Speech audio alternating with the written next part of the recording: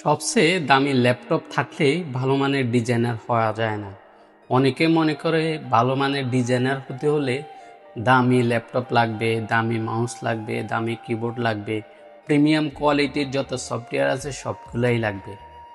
কিন্তু বাস্তবতা হলো, আপনি যদি একজন ভালো মানের বা সফল ডিজাইনার যদি হতে চান, তাহলে আপনার যেটা সর্বপ্রথম প্রয়োজন সেটা হচ্ছে আপনার মনোবল।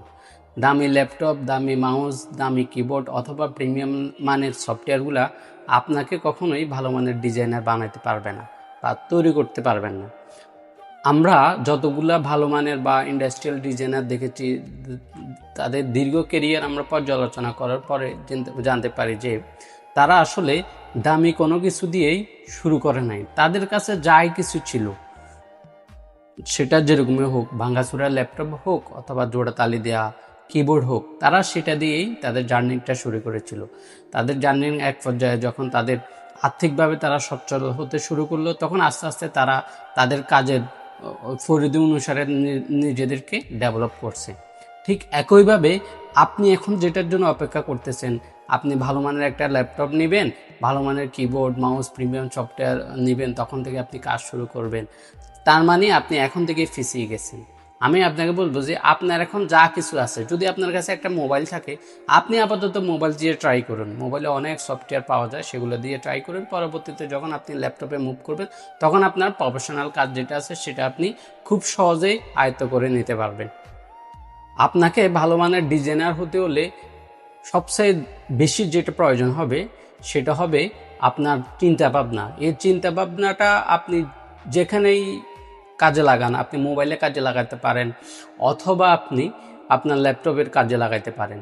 এখন আপনার চিন্তাভাবনাটা প্রথমে, যদি আপনার কাছে ল্যাপটপ যদি না থাকে, আপনি মোবাইলে যখন কাজে লাগাবেন, তখন আপনি আস্তে আস্তে গ্রো করবেন। আপনি দেখবেন যে আপনার ডিজাইনে কোন কালারটা দিলে ফুটতেছে, কোন ব্যাকগ্রাউন্ডটা দিলে আপনার এটা আকর্ষণীয় লাগতেছে, কোন ফন্টটা দিলে আপনার যে ভালো লাগতেছে, প্রিমিয়ার একটা ভাইব নিয়ে আসতেছে।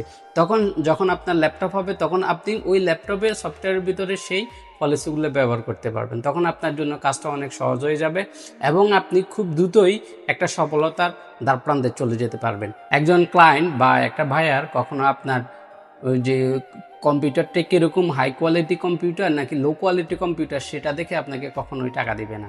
আপনার কাজের কোয়ালিটি দেখে আপনাকে টাকা দিবে। কাজটা কি আপনি ফোনে করতেছেন নাকি ল্যাপটপে করতেছেন নাকি দামি প্রিমিয়াম কোনো সফটওয়্যার দিয়ে করতেছেন, সেটা আসলে ক্লায়েন্টের কাছে ম্যাটার না। ক্লায়েন্টের কাছে ম্যাটার হচ্ছে গিয়ে আউটপুটটা। আপনি যখন যত বেশি ভালো মানের আউটপুট দিতে পারবেন, ক্লায়েন্ট আপনার প্রতি সন্তুষ্ট হবে, তখন আপনি সফল হতে পারবেন। এখন আপনি কাজটা যেভাবেই করেন, আপনি মোবাইল দিয়ে করেন, ল্যাপটপ দিয়ে করেন, দামি পিসি দিয়ে করেন, প্রিমিয়াম, আপনি আপনার মতো করবেন। তবে কখনো থেমে থাকবেন না যে আমি ভালো কিছু করব, তবে ভালো কিছু করার জন্য আমার প্রিমিয়াম কোনো কিছু লাগবে, এরকম না। আপনার যা কিছু আছে আপনি তাই দিয়েই শুরু করুন।